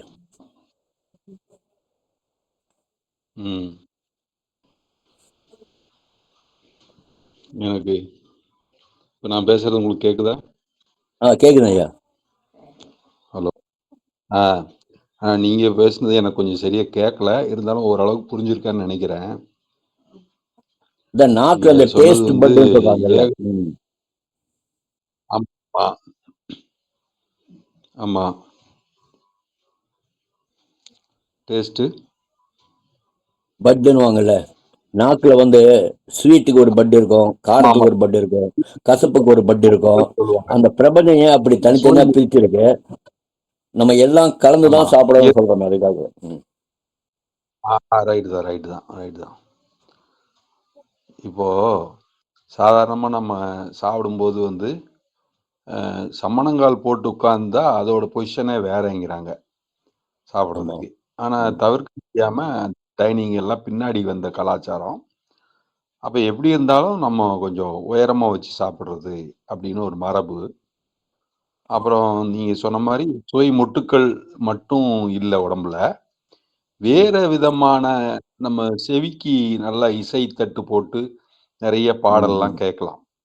அப்புறம் கண்ணுக்கு இனிய காட்சிகளை வந்து உருவாக்கி ரசிக்கலாம். பழைய காலத்துல ராஜாக்கள் வந்து இது ஏதோ ஒரு உண்மையும் பொய்யும் கலந்து இருக்கிற மாதிரி இந்த டான்ஸ் ப்ரோக்ராம் அரேஞ்ச் பண்ணுவாங்க. அதுல நல்ல இசை கேட்பாங்க. அது போட்டு ஃப்ரீயா பேசலாம்ல. பேசு. அப்போ டான்ஸ் ப்ரோக்ராம் மாதிரி போட்டு அதில் இந்த மயில் டான்ஸ்னு ஒரு டான்ஸ், அதில் வந்து இந்த மயில் இதெல்லாம் தொகையெல்லாம் வச்சு லேடிஸ் ஆடுவாங்க. அப்போ என்னன்னு கேட்டால் அங்கே இருக்கிற காற்றை வந்து சுத்தப்படுத்துது, அதாவது பிராணன் உள்ள செய்கிறது, அதில் இருக்கிற பாய்சன் க்ளீன் பண்ணுது அப்படிங்கிற ஒரு நல்ல கருத்தை வச்சுட்டு அப்புறம் இந்த இசை கேட்கும், அந்த மன ஒருமுகப்பாடு, அப்புறம் பரதநாட்டியம் இதில் அந்த அட்டென்ஷன் மன ஒருமுகப்பாடுன்னா என்னன்னு தெரிஞ்சிட்டு இருக்குது அப்படின்னு ஒரு கணக்கு. சரிங்களா? இப்போ அந்த ஒரு நோக்கத்துல அவங்களுக்கு காதுகளையும் கண்களையும் அப்புறம் தன்னோட உடல்ல இருக்கிற சில சுரபிகளோட உணர்வுகளுக்கும் ஒரு உற்சாகமா இருக்காக இது கலைகள் இந்த மாதிரி எல்லாம் பண்ணிட்டு இருந்தாங்க. இந்த சாமி கூட ஒரு இடத்துல பொதுவா சொல்லும்போது குழந்தைகளுக்கு சகல கலைகளையும் படிப்பிக்க வேண்டும் சொல்றாரு. வந்து அந்த அட்டென்ஷன் பொசிஷன், கான்சன்ட்ரேஷன் பொசிஷன் கிடைக்கிற சில விஷயங்கள்லாம் கத்துக் கொடுக்கணும்னு சொல்றாரு. ஆனா நம்ம இப்போ என்ன சித்த வித்தையோட நோக்கம் அப்படின்னா, ஐம்புலன் வழியாக செல்லக்கூடிய அந்த ஆற்றலை அப்படி செல்ல விடாமல் நமக்குள்ளே தான் தடுத்து நிறுத்தணும்னு சொல்லப்படுது. இதுதான். அதனால இந்த சாப்பிடுறதுங்கிறது நமக்கு ஒரு அடிப்படை அவசியமான ஒரு விஷயமா இருக்கு. அப்ப இந்த அவசியமான விஷயத்துல கூட நம்ம வந்து இப்படி ஒரு ருசி இருந்தா பரவாயில்ல, இந்த ருசி கிடைக்கலன்னா நான் என்ன செய்யறது அப்படின்னு பற்றுல இருந்து பயமும் வரலாம். அதாவது பற்று நிறைவேறல அப்படின்னா, ஆசை நிறைவேறலைன்னா அதனால கோபம் வரலாம். ஏன்னா நல்ல பாயாசம், பருப்பு பாயாசம் கேட்டேன், நீ சாதாரண சேமியா பாயாசம் வச்சுட்டீங்க, ஏலக்காய் நல்லா பிடிக்கும், ஏலக்காய் போட்டா பிடிக்காது, இந்த மாதிரி சில எல்லாம் வரக்கூடும். அப்ப இந்த மாதிரி மனோபாவம் வெறுப்பு இதுலயும் வர வேண்டாம் அப்படின்னு சொல்லி சாமி வந்து நமக்கு ஏக ருசியாக்கி சாப்பிடும்போது இங்கேயும் உங்களுக்கு பற்றின்மையை தான் சாமி வலியுறுத்துறாரு. நீங்க சுவையில்லாத பொருளை சாப்பிடுங்கன்னு அர்த்தத்துல சாமி சொல்லல. அதாவது எந்த மாதிரி இருந்தாலும் அதையும் சேர்த்து பொதுவான இடத்துல வந்து நீங்க சகிச்சுக்கிறீங்க அப்படின்ட்டு. சாமி அப்பளம் கொடுக்க வேண்டாம்னு சொல்லல, உப்பு போட்டுக்க வேண்டாம்னு சொல்லல. அப்ப எல்லா சத்தும் வேணுங்கிறதையும் சாமிக்கு தெரிஞ்சுதான் இருக்குது. என்ன இதெல்லாம் தெரிஞ்சிருந்தாலும் அந்த பொதுவான இடத்துலையும் அப்புறம் நீங்க அந்த மாதிரி ஒரு பற்றின்மை இருக்கணும் உங்களுக்கு அப்படிங்கிற நோக்கத்துலதான் சுவை முட்டுக்கள் இருக்குன்னு சாமிக்கும் தெரியும். தெரிஞ்சுதான் ஏக ருசியாக்கி சாப்பிடணும் அப்படிங்கும்போது ஒண்ணு. இன்னொன்னு அந்த மாதிரி சத்தினி சபீதி எல்லாம் பண்றது என்னன்னா, ஒரே மாதிரி ஆகாரங்களை சாப்பிடும்போது ஒரே மாதிரி குணம் உண்டாகும், ஏக உதரத்துவ சகோதரத்துவம் உண்டாகும் அப்படிங்கிறதுக்காகவும் இந்த ஒரு வழிமுறையை ஏற்படுத்தி இருந்திருக்காரு. ஓரளவுக்கு புரிஞ்சிருக்கும். புரியுது ஐயா. ராகதேசம் இல்லாம இருக்கணும்ன்றாரு அதுல கூட. இப்போ இன்னொன்னு இந்த பர்தா அணிறாங்கல்ல முஸ்லிம்ஸ் எல்லாம், ஆமா, அது எந்த அலங்காரமும் இல்ல, அது அந்த அணியும் போது அதை பத்தி சாமி அதை சொல்லியிருக்காரா? சாமி வந்து போடணும்னோ போட வேண்டாம்னோ சொல்லல. மற்ற மதங்களோ மார்க்கங்களோ விஷயங்களை சொல்லுங்கன்னோ அதை கண்டிங்கன்னு சொல்லல. அது ஏன்னா ஆனா பொதுவா வந்து நமக்கு உடலுக்கு நான் சொன்ன மாதிரி ஒவ்வொரு செல்லுமே சுவாசிக்குது. அப்ப வேட்டியோட இணைந்து இருக்கிறதுக்கு தான் முழங்கால அளவுக்கு வேட்டி கட்ட சொல்றாரு. என்ன சட்டப்படி இந்த மாதிரி நிர்வாணம் அனுஷ்டிக்க வேணும்னு சொல்றாரு. அப்ப இயற்கையோட இணைந்து இருத்தல் அப்படிங்கிறதையும் சொல்றாரு. அப்ப இதெல்லாம் பார்க்கும்போது பிராணம் நல்லா சுவாசிக்கிற மாதிரி தான் இருக்கணும் ஒழிஞ்சு இந்த தோலை மறைக்கிறது அப்படிங்கிறதையோ இல்ல முகத்தை மறைக்கிறதுங்கிறதையோ காதை கட்டிக்கணும் அப்படிங்கிறதையோ இல்லை. ஆனா இதுல ஒரு சின்ன ஒரு பாயிண்ட் சொல்ல வேண்டியதா இருக்கு.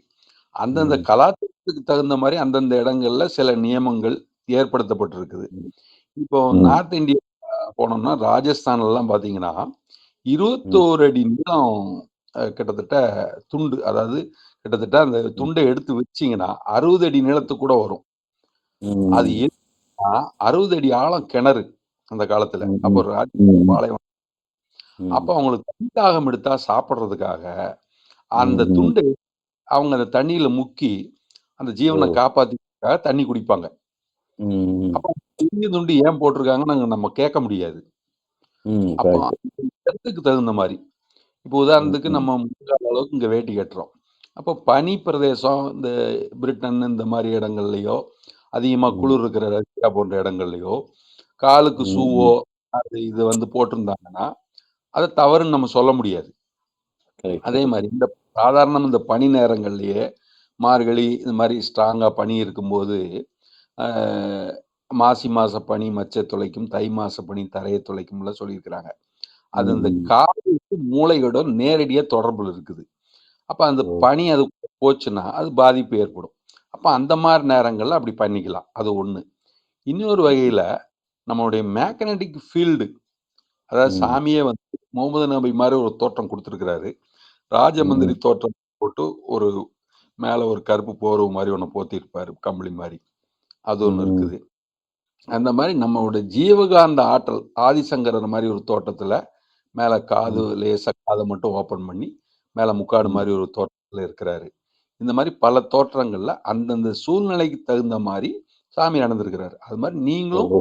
உங்களுக்கு தகுந்த புரிதல் ஏற்படும்போது, ஆடைய வந்து ம், அந்த ம், நேரத்துல நம்ம எப்படி பயன்படுத்திக்கிட்டா, அது ம், திரேகத்துக்கு பாதிப்பு இல்லாம, நம்முடைய ஜீவ ஆற்றலுக்கும், ஜீவகாந்த ஆற்றலுக்கும் பாதிப்பு வராம இருக்குமோ, அந்த மாரி பண்ணிக்கலாமே ஒழிஞ்சு, அது ம், கட்டாயமா அது அப்படியே ஏற்றுக்கொள்ளத்தக்கது அப்படிங்கிற அர்த்தத்துல சொல்லல. சரியான ம், புரிதலும், உணர்தலுக்கு தகுந்த மாரி தான் நம்ம ஒவ்வொரு விஷயத்தையும் செய்து கொள்ள வேண்டியதா இருக்கு. அப்ப அந்த ம், ம், நேரத்துல உங்களுக்கு கால்ல வலி இருந்தால் நீங்கள் செருப்பு போட்டுக் கொள்ளலாம்னு இருக்கணும்.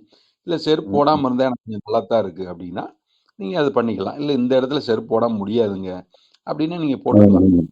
கரெக்ட். அப்புறம் இன்னும் நல்லா சொல்லப்போனா, நம்முடைய இந்த சித்த வித்யார்த்தி ஒவ்வொருத்தருமே, இந்த ம், சாதாரணமா இந்த காற்றுன்னு சொன்னாலே, அதுல ம், பிராணன் இருக்குன்னு வருது. அந்த பிராணன்னா விட்டல் எனர்ஜி அப்படின்னு சொல்றோம். ம், ம், இது ம். எல்லாமே வெப்பமும் இருக்குது. வெப்பம் இருந்தா காந்தமும் இருக்கும். அப்ப காந்தம் ம். இருந்தா ஆமா, மின்சார எலக்ட்ரானும் இருக்கும். அப்ப ஆமா. இதெல்லாம் சேர்ந்து இருக்கிறதுனால, நம்ம ம். உடம்புல இந்த எலக்ட்ரான், காந்தம், ஜீவகாந்தம்னு அதான் சொல்றோம்.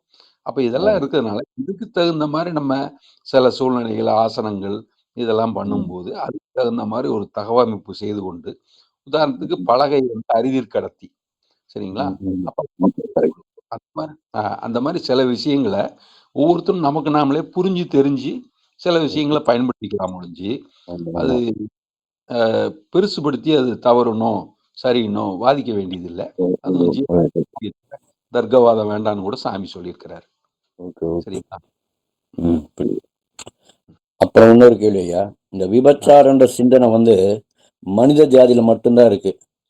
மிருகத்துலலாம் கிடையாது. ஆ. அது எப்படி அது? சரி. விபச்சாரம் அது மைண்ட் தானே? ஆ மைண்ட் தானே அப்ப அது? அது மைண்டு தான். ம், அது சாமி வந்து அத வந்து ஒரு பெரிய இதா சொல்லல. அது ம், ஒரு பெரிய குற்றமா வந்து சொல்லல. ஏன்னா, அங்கேயும் விருப்பு வெறுப்பு சாமிக்கு இல்ல. ம், ம். அதாவது அதாங்க. சொல்றாரு. ஆகாரம், நித்திரை, மைதுனம் தத்துவார்த்தமா பார்த்தீங்கன்னா, இதுதான் ஜீவனோட இயற்கை. ம், ம். ஆகாரத்துல எல்லா உயிர்களும் வந்து விருப்பம் கொள்கிறது. ஆமா. அ கேக்குதா? கேக்குது. கேக்குது ஆ. ஐயா. ஆகாரத்துல எல்லா உயிர்களும் நல்ல விருப்பம் கொள்ளும். இந்த மாரி ம், ஆகாரம் இருக்கணும், இப்படி ம், சாப்பிடணும், அப்படிங்கிறதுல நல்ல விருப்பம் இருக்கும். அப்புறம் ம். இன்னும் கொஞ்சம் ஒன்ஸ் மோர் மோர் ஊத்துங்க நல்லா இருக்குது அப்படிம்போம். இல்லைங்களா? ஆமா. அப்ப இது இயற்கையை நம்ம ஒத்துக்கிறோம். இல்லைங்களா? ம், ம், அப்புறம் தூக்கம். இன்னும் கொஞ்சம் ஒரு 1/2 ம், மணி நேரம் ம், படுத்து அப்புறம் வரேனே. இன்னும் கொஞ்சம் தூங்குனா ம், நல்லா ம். இருக்குன்னு. அப்ப இது 2யும் ஒத்துக்கிறோம். அப்ப ஆமா, இதே மாரி மைதுனமும் அதே லிஸ்ட்ல தான் சேருது. ஆமா. ஆகாரம், நித்திரை, மைதுனம் 3ம் தான். அப்போ ம், இந்த ம், ஆகாரத்த நித்திரையும் விட, இந்த ம், மைதுனத்தில் தான் எல்லா உயிர்களும் அதிகமாக பிரியம் உள்ளதாக இருக்கிறது அப்படின்னு சாமி சொல்றாரு. ம். ஓ! அப்போ ம், ஒரு எனக்கு தெரிஞ்சவரு நான் அவர பார்த்துருக்கேன், பேசியிருக்கிறேன். கோயம்புத்தூர்ல தான் பார்த்துருக்கேன்னு வச்சுக்கோங்களேன். ம், அப்ப அவரு ஒரு முறை வந்து கணவன் மனைவியை போய் சாமி கிட்ட கேட்குறாங்க. சாமி, இந்த என்னதான் இருந்தாலும் கொஞ்சம் இந்த காமம்ங்கிற ஒரு விஷயம் கொஞ்சம் கட்டுப்பாட்டில் இருக்க வேற ஏதாவது யுக்தி முறைகள் ஏதாவது இருந்தால் நல்லா இருக்கும்னு நினைக்கிறோம். நீங்களே சொற்களத்தை திருடி தின்போம்னு சொல்றீங்க, நஷ்டப்படுத்தக்கூடாதுங்க. அப்ப இதுக்கு ஏதாவது ஒரு வழி இருக்குதா அப்படின்னு சொல்லிட்டு கேட்டிருக்கிறாங்க. அப்ப சாமி அது சாதாரணமா ஒரு புல்லுக்கு சமமான விஷயம், அதை பெருசுபடுத்த வேண்டியதாராம். அப்ப புல்லுக்கு சமமான விஷயம் எப்படி சாமி அப்படின்னு கேட்கும்போது, அதான் அந்த மரங்கள்ல இருக்கும் நிறைய ஒரு இடத்துல. அப்ப நம்ம இங்க கொலை வெட்டணும்னு முடிவு பண்ணோம்னா பெரிய பெரிய மரங்களை தான் முதல்ல வெட்டி அகற்ற வேண்டியது. காம, குரோதம், மோக, மதம், ஆச்சரியம்னு 8 விதமான கெட்ட குணங்களையும் வேறற நாசம் செய்த மாதிரி அந்த பெரிய பெரிய மரங்கள்னா பாகம், துவேஷம், விருப்பு வெறுப்பு, இந்த மாதிரி சில விஷயங்களை நம்ம இல்லாம பண்ணிட்டோம்னா அப்புறம் மண் எடுக்கும்போது அந்த புல்லுக்கு சமமான விஷயமாகிய காமமும் தானாக கட்டுக்குள்ள வந்து அப்படிங்கிறது. அதனால அது ஒரு மிகைப்படுத்தியோ அது தவறுன்னு சுட்டி காட்டியோ சாமி சொல்றதா மாதிரி ஐடியா இருக்குமானால் சாமி வந்து திருமணத்தை பண்ணியிருக்க மாட்டாரு. சரியா இருன்னு சொல்லல, திருமணம் செய்வது கட்டாயம்னு சொல்லல. அந்த ஆலயங்களை அபியாசம் பண்றதுல இந்த விருப்பு வெறுப்பு, ஜாதி துவேஷம் இதெல்லாம் இல்லாம மனித சமுதாயம் அமைதியா இருக்கணுங்கிறதுக்காக அந்த ஆலயத்தை நடத்துபவர்கள் கலப்பு மனம் செய்திருப்பது நல்லது. அவங்க தான் அந்த தலைமை பதவிக்கு பொருத்தம்.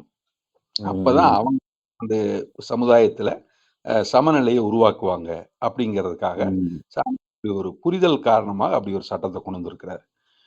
மற்றபடி ஒரு சித்த வித்தை வாங்கினவரு ஒரு தவறான இதுக்கு போறாருன்னா அங்க நிரபராதியான ஆத்மாவே சாட்சின்னு தான் சாமி சொல்லியிருக்காரு ஒழிஞ்சு கண்டுபடுவார்னு சொல்லல. நாம அவர் திருத்த வேண்டும்னு சொல்லல, நீங்க அவர் திருத்துங்கன்னு சொல்லல. அப்ப இந்த மாதிரி சில விஷயங்கள்ல வந்து சாமி வந்து நமக்கு ரொம்ப துல்லியமாகவும் உணர்வுபூர்வமாகவும் எந்த நேரத்துல எதை எப்படி பயன்படுத்தணும் அப்படிங்கிறத சொல்லியிருக்கிறாரு.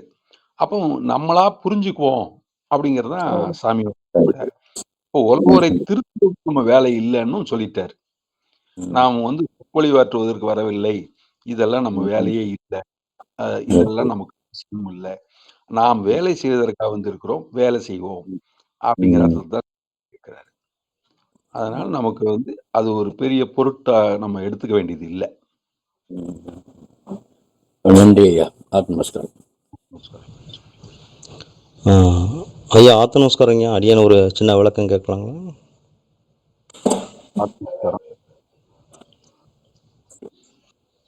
கேளுங்க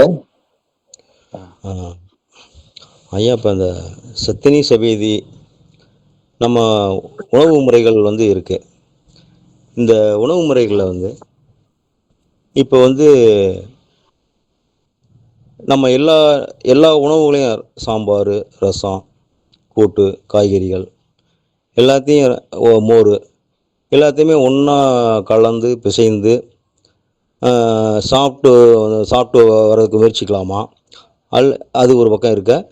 இந்த மாதிரி சாப்பிடுவர்கள் நம்மில் யாராவது இருக்கிறீர்களா? அவருடைய அனுபவம் பற்றி கொஞ்சம் சொல்லுங்களேன் ப்ளீஸ். அதாவது ஒரு ஆலயங்க இப்போ நிலையங்களில் கூட்டுச்சப்பம்லாம் இந்த மாதிரி நடக்குதுன்னா இப்போ கூட பல நிலையங்களில் வந்து இப்போ எல்லா ருசியும் அந்த நீங்கள் சொல்கிற மாதிரி சாம்பார், கூட்டு, ரசம், சாதம் எல்லாமே ஒன்றா மிக்ஸ் பண்ணி இப்போவும் சாப்பிட்டு தான் இருக்காங்க. அது நடைமுறையில் இப்பயும் இருந்துட்டு தான் இருக்குது. நம்ம செயல்பாடு என்பது இப்பயும் இருந்துட்டு தான் இருக்குது. நிறைய நிலையங்கள்ல இருக்கு. ஒரு சில நிலையங்கள்ல ஒன்றா கடைபிடிக்காமல் இருக்கலாம். மற்றபடி பெரும்பாலான நிலையங்கள் எல்லாமே இன்றளவும் இருக்கிறது. அதே மாதிரிதான் ஏக ருசியாக நீங்க வீட்டுல இருக்க சொல்ல கூட சாப்பிடுறது ரொம்ப பெஸ்ட்ன்றாரு. அது மாதிரி குடும்பத்துல 4 பேர் வித்தியார்த்தியா இருந்தா கூட சரி, அந்த குடும்ப உறுப்பினர்களா கூட சேர்ந்து சத்தினி சபீதி சாப்பிட்தான் ரொம்ப ரொம்ப நல்ல முறையில ஞானப்பிதா அப்படிதான் நமக்கு வழிகாட்டுறாருங்கிறது. அப்படியே சில வித்தியார்த்திகள் ஃபாலோ பண்ணிட்டு தான் வராங்க சில குடும்பங்கள்ல. இந்த அளவு ஃபாலோ பண்ணிட்டு தான் வராங்க. சரிங்க சரிங்க சரிங்க சரிங்க. நன்றிங்க. ஆத்த நமஸ்காரங்க. நன்றிங்க. ருசிகளை எல்லாம் வேணாம்னு சொல்லல, எல்லா ருசிகளும் ஏக ருசியாக சாப்பிடுங்கன்னு தான் சொல்றாரு. ருசியே இல்லாத உணவுல அந்த மாதிரிலாம் எதுவும் சொல்ல. இருக்கிறதுல எல்லாத்தையும் ஒண்ணு கலந்து 6 சுவையும் ஒண்ணு கலந்து ஏக ருசியாக சாப்பிடுங்கன்னு தான் சொல்றாரு. அதுதான் உடலுக்கும் ஆரோக்கியம் அதுதான். ம். நல்லது நல்லது நல்லது. நல்லதுங்க. ஆத்ம நமஸ்காரம். ஆத்ம நமஸ்காரம்.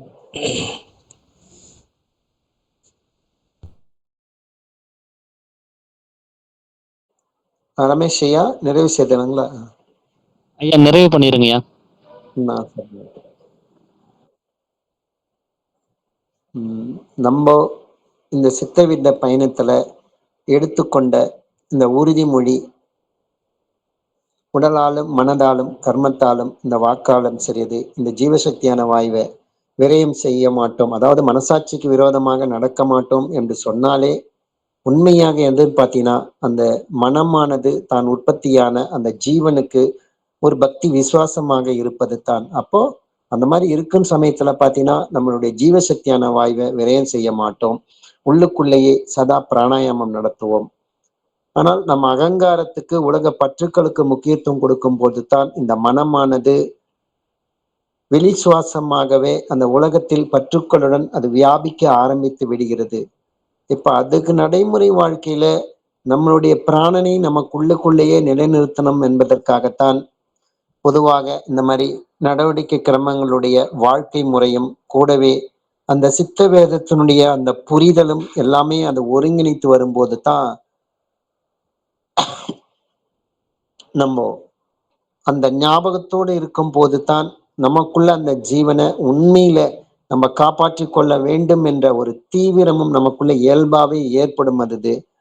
அதுதான் நம்ம அந்த வித்தை எடுக்கும் போது நாம் கொடுத்த அந்த உறுதிமொழியை எந்த நேரமும் நம்ம கவனத்துல வைத்து கொண்டு கூடவே நம்ம கதியோடு இருக்கும் போது மட்டும்தான் நம்ம ஞானபிதா கூறிய அந்த இலக்கு அந்த கைவல்யம் என்ற நிலையை எளிமையாக பெற முடியும். இல்ல இந்த கொடுத்த இந்த வாக்குறுதியை மறந்துட்டோம்னா இன்னும் எத்தனை காலங்கள் ஆகுமோ எத்தனை வருடங்கள் ஆகுமோ எதுவுமே நம்ம கணக்கிட்டு சொல்ல முடியாதது. காலம்தான் விரயமாகும். அப்ப ஏதோ ஒரு செயலை மிக விரைவில் சரியாக முடிக்கிறதுன்றது எப்படி இருக்கிறது, அதை மிக அதிகமாக கால தாமதப்படுத்தி இந்த ஜீவனை மேலும் இம்சைக்குள்ளாக்குவது என்பது எப்படி இருக்கிறது, எல்லாமே யோசிச்சு பார்க்க சொல்ல. நம்ம வந்தது இந்த ஜீவனை காப்பாற்றிக் கொள்வதற்காகத்தான். அதுக்குதான் இந்த சித்த வேதத்துக்கு இந்த வித்தையினுடைய உபதேசம் என்பதை பெற்றிருக்கோம். அப்ப பெற்றது மட்டும் இல்லாமல் அந்த கொடுக்கப்பட்ட அந்த வாக்குறுதியும் நம்ம உறுதியாக நாம் கடைபிடிக்கும் போது மட்டும்தான் நமக்குள்ள அதற்குள்ள அதை கடைபிடிப்பதற்கு ஒரு தீரதை ஷமா என்ற அந்த துணிவு வைராகியம் நமக்குள்ள வேண்டும்.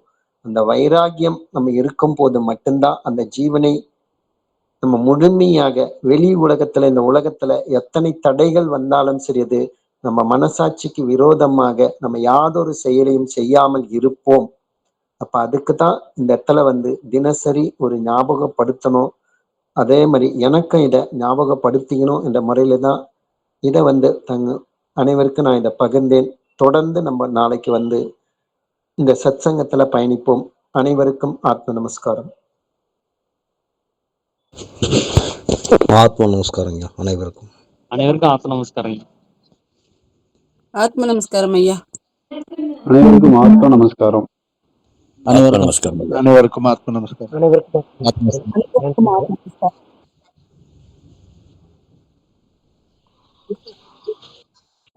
ஆத்ம நமஸ்காரம். அனைவருக்கும் ஆத்ம நமஸ்காரம். அனைவருக்கும் ஆத்ம நமஸ்காரம்.